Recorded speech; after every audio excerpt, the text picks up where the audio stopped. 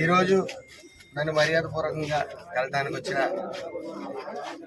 మాదిగ సోదరుల అందరికీ కూడా పేరు పేరున నమస్కారాలు. ఎవరైనా ఎలక్షన్ కష్టపడినప్పుడు కొత్తగా వచ్చిన క్యాండిడేట్ని కాబట్టి ముందు నా దృష్టిలో పడదామనే తాపత్రయపడతా ఉంటారు. మరి ఈ నియోజకవర్గ మాదిగ సోదరులు అందరూ కూడా కష్టపడిన తర్వాత మన పనితనం చూపించిన తర్వాత కలుద్దామనే ముఖ్య ఉద్దేశంతో ఈ రోజు వరకు కూడా నన్ను కలవలేదు. నా అదృష్టం అని చెప్పాలి. ఎందుకంటే మొదటి నుంచి కూడా మాదిగ సామాజిక వర్గం పూర్తిగా తెలుగుదేశం వైపు ఉండటం మనందరికీ తెలిసిన విషయం.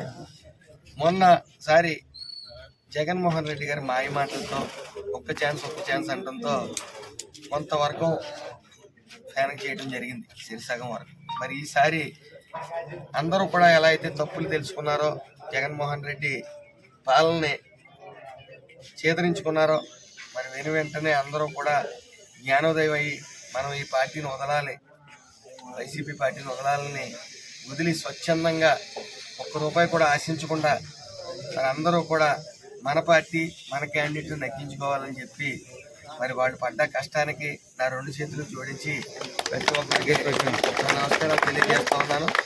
అలాగే మీరు నాపై ఉంచిన నమ్మకాన్ని నేను ఒమ్ము చేసుకోను. ఎప్పుడూ కూడా మీరు ఏ పని ఉన్నా సరే, నేను గెలిచిన తర్వాత ఏ పని ఉన్నా సరే మీరు నిరభ్యంతరంగా ఈ పని మీరు చేయించుకోవచ్చు.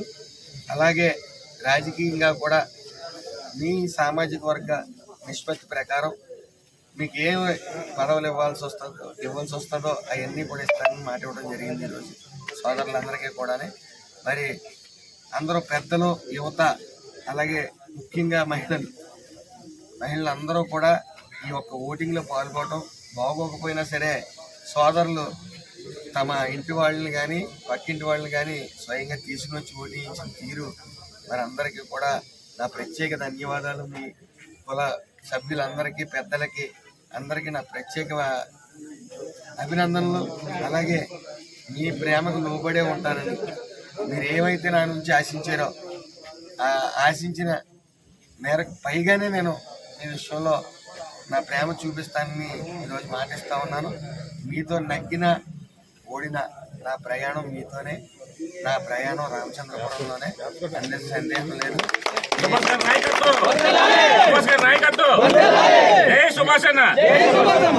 మీతో పాటు నేను ఎప్పుడు ఉంటాను. మీకు కష్టం వస్తే ముందుంటాను.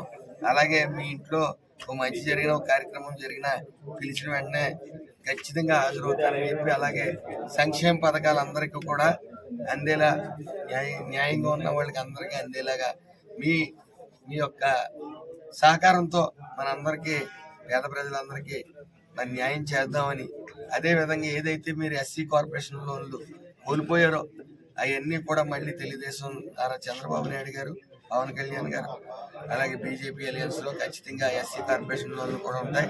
మంచి రోజులు మనకు ముందున్నాయి. ఎన్డీఏ కూటమి రావడం ఖాయం. మీరందరూ చేసిన తర్వాత, మీరు జన సైనికులు, తెలుగుదేశం కార్యకర్తలు అందరూ చేసిన తర్వాత నా విజయం కూడా ఖాయంగానే కనిపిస్తూ ఉంది. కాబట్టి ఖచ్చితంగా మీ వెంట నేనుంటాను. ఈ నెల రోజులు నన్ను గుండెలో పెట్టుకోండి. తర్వాత మిమ్మల్ని 5 సంవత్సరాల గుండెలో పెట్టుకుని చూసుకుంటాను. నా ఫస్ట్ చెప్పిన మాట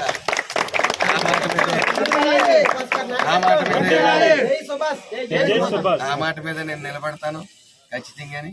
కాబట్టి మీలో ఉన్న పేదలందరినీ కూడా మీరు గుర్తించి ప్రభుత్వం తరఫున మీరు వారధుల నుంచి ప్రభుత్వానికి, పేద ప్రజలకి నాయకులందరూ కూడా, మీలో నాయకులందరూ కూడా నాకు అందుబాటులో ఉంటారని భావిస్తూ, మరొకసారి కష్టపడిన తర్వాత మళ్ళీ అందరూ కూడా ప్రేమగా నన్ను నా దగ్గర రావటం. ఎందుకంటే మీరు కష్టపడ్డారు కాబట్టే ఇక్కడికి నా దగ్గరికి వన్ సైడ్గా వచ్చారు. లేదు రాజకీయ స్వలాభం కోసం అంటే కొంతమంది అటు వెళ్తారు, కొంతమంది ఇటు వెళ్తారు. కాకపోతే మొత్తం మీ మాదిగ సామాజిక వర్గం నాయకులు, యువత అందరూ కూడా నా దగ్గర రావడం చాలా సంతోషాన్ని, నా విజయం ఖాయం చేసినట్టు భావిస్తూ ఉన్నాను. మరి మీ అందరికీ పేరు పేరున అందరికీ. అలాగే దళితవాడలో ఉన్నటువంటి దళితులు అందరూ కూడా ఈ సుభాష్ గారు వస్తున్నారు, చాలా స్పీడ్గా ఉంటారు, ఈయన వర్క్ చేయగలడు, పని చేయించగలడు, అనే పేరు మీ మీద ఉంది. అయితే మాకు ఉండేటువంటి ఈ దళిత పల్లెల్లో కానీ దళిత వాడల్లో కానీ రాబోయే 5 ఏళ్లలో మీరు ఎటువంటి అభివృద్ధి చేయాలని ఒక ప్రణాళిక మా యందు మీకు ఉందనేది ఒకసారి తెలియజేయండి. ముఖ్యంగా ఏదైతే పవన్ కళ్యాణ్ గారు, చంద్రబాబు నాయుడు గారు, లోకేష్ గారు, అలాగే బీజేపీ అలయన్స్ ఉందో, ఈ దళిత వాడలు ఏవైతే ఉన్నాయో దాన్ని ప్రత్యేకించి మీకు తెలియని ప్రత్యేకించి నిధులు ఉంటాయి. మీ కమ్యూనిటీ హాల్స్ విషయంలో కానీ, అలాగే మీ ఎస్సీ కార్పొరేషన్లో నిధులు కానీ ప్రత్యేకించి ఉంటాయి. కాబట్టి అవి ఖచ్చితంగా చంద్రబాబు నాయుడు గారు మీ ఏదైతే 28 పథకాలు, ముఖ్యమైన పథకాలు కాలు రాశాడు జగన్మోహన్ రెడ్డి, అవి మళ్ళీ పునర్నిర్మించి మళ్ళీ మీరందరూ కూడా సుభిక్షంగా ఉండటానికి ఆయన చేసే ప్రయత్నంలో నేను వారధిగా పనిచేస్తాను. మీ అందరికీ కూడా అందులో సందేహం లేదు. మళ్ళీ ఖచ్చితంగా నేను చెప్పగలను, ఎస్సీ మాదిగలు మాలలో అందరూ కూడా ఈ యొక్క ఎన్డీఏ కూటమిలో మరి ప్రతి ఒక్కరూ కూడా పేదవారు కూడా ఆర్థిక పరిస్థితి మెరుగుపడుతుందని నేను ఆశిస్తా ఉన్నాను. ఎవరో కూడా కష్టం అనేది ఉండదు. ఎందుకంటే మీరు చూస్తా ఉన్నారు, జగన్మోహన్ రెడ్డి ప్రభుత్వంలో కనీసం గవర్నమెంట్ హాస్పిటల్లో కూడా సరైన సౌకర్యాలు లేని పరిస్థితులు మీరు చూస్తా ఉన్నారు. సీఎం రిలీఫ్ ఫండ్ కూడా ఎక్కడా రిలీజ్ చేయని వారు. కాబట్టి మరీ ముఖ్యంగా ఎస్సీ కార్పొరేషన్ లోన్, వెన్నుముఖంగా నిలిచే ఎస్సీ కార్పొరేషన్ లోన్లన్నీ కూడా మీకు తీసేయడం జరిగింది. మరి అన్నీ కూడా వెలుగులోకి వస్తాయి. మరి రాక్షస రాజ్యం పోతుంది, రామరాజ్యం ఖచ్చితంగా వస్తుంది. మీరు ఇంకొక 10 రోజుల తర్వాత మీరందరూ కూడా గర్వించదగ్గ ప్రభుత్వం వస్తుంది. గర్వించేలా నేను కూడా మీ అందు ప్రేమ చూపిస్తానని చెప్పి మాటిస్తా ఉన్నాను. అలాగే ఈ గడిచిన 5 ఏళ్లలో దళితుల పరంగా ఎక్కువ ఇబ్బంది పడింది ఈ దళితులే. అయితే రాబోయే 5 ఏళ్లలో మాకు ఎటువంటి ఇబ్బంది ఉండదని అనే దానికి మీ సమాధానం? 100% ఏదైతే నేను ముఖ్యంగా మీకు చెప్పదగ్గది ఏంటంటే, నా మీద దళిత ద్రోహిని అల్లరి కేసుల్లో ఉన్నానని చెప్పి విషప్రసారం కొనసాగించారు. ఆ రోజే చెప్పాను, నాకు 1% ప్రేమ. ఈ రోజు చెప్తున్నాను. ఇప్పుడు నాకు ఎలక్షన్ అయిపోయింది. జనరల్గా మిమ్మల్ని బతిమాలవలసిన పని నాకు లేదు, ఓట్ల గురించి కానీ తాపత్రయపడవలసిన పని లేదు. అయినప్పుడు ఇప్పటికీ చెప్తున్నాను, నాకు 1% ప్రమేయం నా పిల్లల సాక్షిగా, శివుడి సాక్షిగా ఆ రోజు లేదు. ఇప్పుడు నాకు 1% ప్రమేయం కూడా లేదు. నన్ను అన్యాయంగా ఓ డబ్బులు ఎక్కకూడదామనే ముఖ్య ఉద్దేశంతో నన్ను నిర్మించడం జరిగింది. అది అమలాపురం ప్రజలు, చుట్టుపక్కల ప్రజలందరూ గ్రహించారు. అందుకే నాకు అంత మద్దతు ఉంది, అదేవిధంగా అంత ఫాలోయింగ్ ఉంది. అలాగే ఇక్కడ కూడా మీరు అందరూ కూడా అదంతా అబద్ధం అనే నమ్మి నా వెంట ఉన్నారు.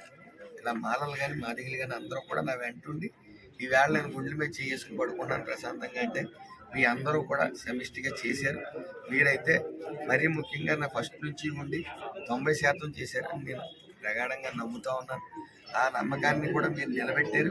మీరు ఏదైతే ఈ రోజు వచ్చి ఒక మాట అన్నారు, మేము ముందు వచ్చి చెప్పే కన్నా మేము ఓట్లు వేయించి సగౌరవంగా తలెత్తుకుని మీ దగ్గరికి వచ్చి మేము చేసామని చెప్తున్నారు అని చెప్దామని ఆగామన్నారు. ఆ మాటకే నాకు ఒకసారి నోటప్పుడు మాట రాలేదు. కాబట్టి మీరు చూపించిన ప్రేమ, మీరు కష్టపడ్డ కష్టం వృధా ఇప్పటికీ పోదు. మీ ఎందుకు ఇతను ఓటేసామని బాధపడే రోజు మాత్రం మీకు ఇప్పటికీ రాదు. మీరు కాళ్ళు రగరేసుకుని మంచోడికి మీరు ఓటేసామనే పరిస్థితిని తీసుకొస్తాను తప్ప ఎప్పుడు కూడా మీరు ఎంత కష్టపడరా అదే విధంగా నాకు డిమాండ్ చేసి మీ హక్కులు మీరు సాధించుకోవచ్చు. మీ పథకాలు మీరు తీసుకోవచ్చు. ఈ పథకాలని పేదవాళ్ళకి అందేలా చేయవచ్చు కూడా.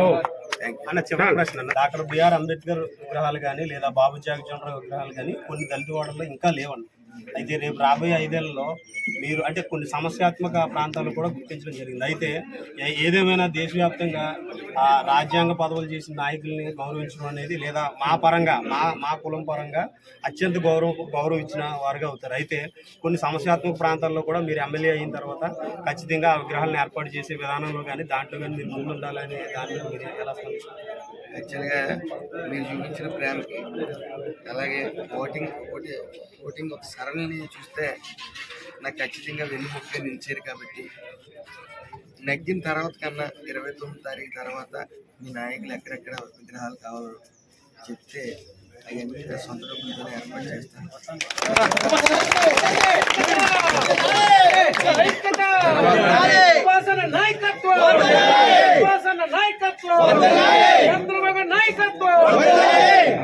తర్వాత ఏదైతే దానికి షెల్టర్ కావాలో, మీరు కూర్చోడానికి ఒక షెల్టర్ కావాలో దాన్ని ప్రభుత్వం ద్వారా అయితే ఏర్పాటు చేస్తారు.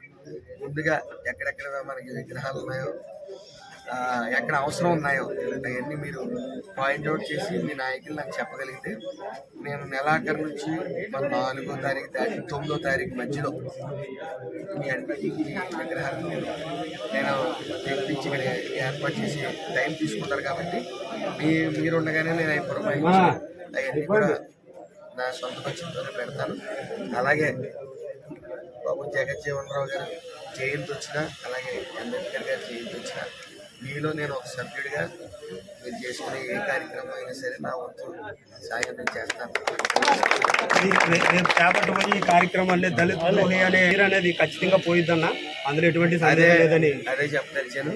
నేను దళిత ద్రోహినో లేకపోతే దళిత ప్రేమికున్నో మీకు ఈ 4వ తారీఖు తర్వాత ఒక నెల రోజుల్లోనే మీకు అందరికీ క్లియర్ అవుతుంది. అందులో నేను కమిట్మెంట్ అంటే కమిట్మెంట్గా ఉంటుంది కాబట్టి నేను దళిత ద్రోహినో లేదా దళిత ప్రేమికున్నో మన నియోజకవర్గం ప్రజలు మిగతా నియోజకవర్గ ప్రజలు చెప్పేలాగా ఖచ్చితంగా చేస్తాను. అలాగే నన్ను అయితే అమలాపురం దళిత చాలా మంది సోదరులు ఇక్కడ కూడా వచ్చి ప్రచారం చేయడం జరిగింది. మీ అందరికీ తెలిసింది. అందరూ కూడా వాళ్ళు ప్రచారం చేశారు అంటే యువత ముఖ్యంగా వచ్చి ఇక్కడికి చాలా మంది ప్రచారం చేశారు. మరి వాళ్ళందరికీ కూడా పేరు పేరున నాపై ఇచ్చిన నమ్మకాన్ని పేరు పేరున నా నమస్కారం. మరొకసారి మీ అందరికీ కూడా నా నమస్కారం.